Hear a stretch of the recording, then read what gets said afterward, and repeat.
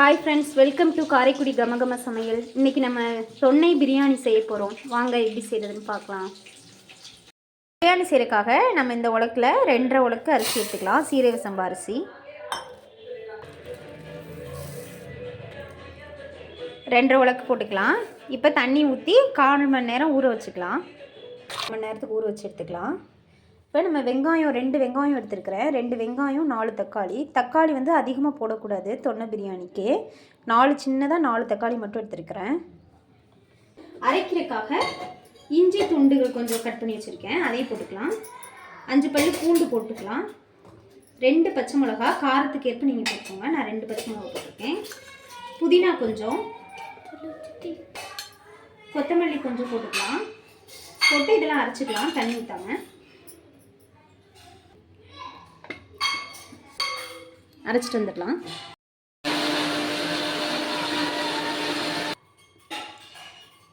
கொஞ்சமாக தண்ணி ஊற்றிக்கலாம், லைட்டாக ஊற்றிக்கோங்க, ஊற்றி அரைச்சிக்கலாம்.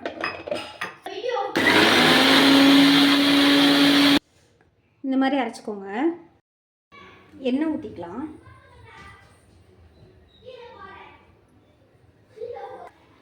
நெய் கொஞ்சம் ஊற்றிக்கோங்க, நெய் போட்டுக்கலாம்.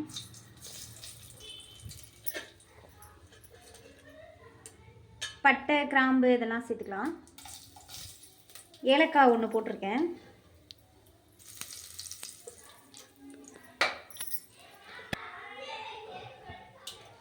இப்போ வெங்காயம் சேர்த்துக்கலாம். அது நல்லா வறுத்துச்சு. வெங்காயம் சேர்த்துக்கலாம்.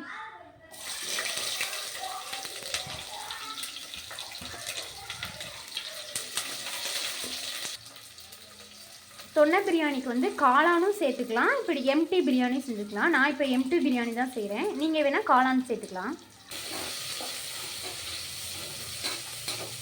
நல்லா ஆனியன் வந்து நல்லா செவந்து வரட்டும். அப்போ தான் நமக்கு பிரியாணி நல்லா கலராக வரும்.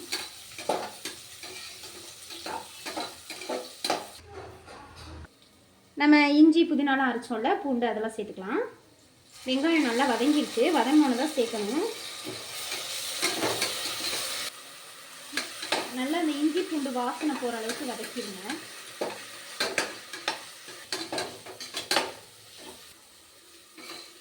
நல்லா வதங்கிடுச்சு. இப்போ நம்ம தக்காளி சேர்த்துக்கலாம். பெரிய தக்காளியாக இருந்துச்சுன்னா 2 தக்காளி மட்டும் போடுங்க. 1.5 தக்காளி மட்டும் போட்டாலே போதும். தக்காளி அதிகமாக வேண்டாம்.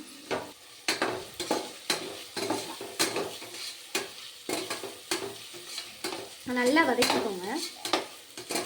தக்காளி நல்லா மசிஞ்சு வரணும். ஒரு மூடி வச்சுக்கலாம். நல்லா வதங்கிடுச்சு. இப்போ நம்ம வந்துட்டு பிரியாணி பொடி சேர்த்துக்கலாம். காரம் தேவையான அளவுக்கு போட்டுக்கோங்க. நல்லா இப்போ பொடி வாசனை போகிற அளவுக்கு நல்லா வதக்கிக்கலாம். உங்களுக்கு பிரியாணி சாப்பிடணும் போல் தோணுச்சுன்னா ஈஸியாக அந்த பிரியாணி செஞ்சு சாப்பிட்டுடலாம். செஞ்சு சாப்பிட்டு பார்த்துட்டு எப்படி இருக்குன்னு எனக்கு கமெண்டில் சொல்லுங்கள். இப்போ தண்ணி ஊற்றிக்கலாம். 2.5 உலக்கு அரிசிக்கு 4 டம்ளர் தண்ணி ஊற்றிருக்கிறேன். தண்ணி நல்லா கொதிச்சோன்னா நம்ம அரிசி போட்டுக்கலாம். உப்பு தேவையான அளவுக்கு போட்டுக்கோங்க.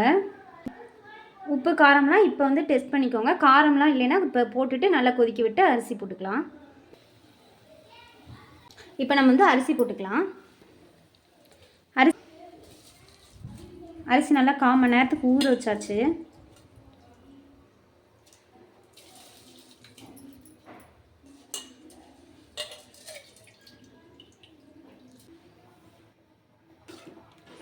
இப்போ 5 விசிலுக்கு எடுத்து வச்சுக்கலாம். கொஞ்சம் புதினா கொத்தமல்லி தூவி விட்டுக்கலாம்.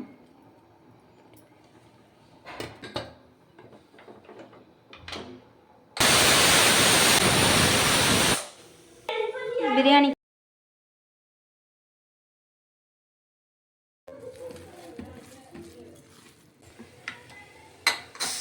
விசில் ஃபுல்லாக போயிடுச்சு. இப்போ நம்ம குக்கர் ஓப்பன் பண்ணிக்கலாம். நல்லா கம கமன்னு ஒரு பிரியாணி.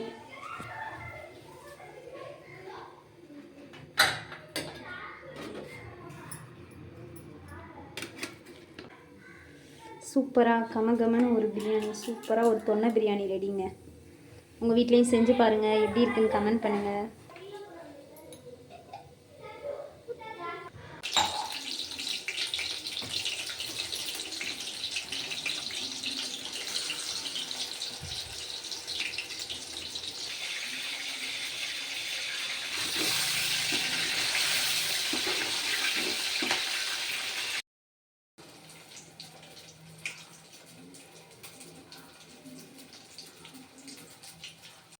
நம்ம தொன்னை பிரியாணி சூப்பராக ரெடி ஆகிடுச்சு. உங்களுக்கு பிடிச்சிருந்தா லைக் பண்ணுங்கள், ஷேர் பண்ணுங்கள், கமெண்ட் பண்ணுங்கள், சப்ஸ்கிரைப் பண்ணுங்கள். மறக்காமல் உங்களோட ஃப்ரெண்ட்ஸ் அண்ட் ஃபேமிலிக்கு ஷேர் பண்ணுங்கள்.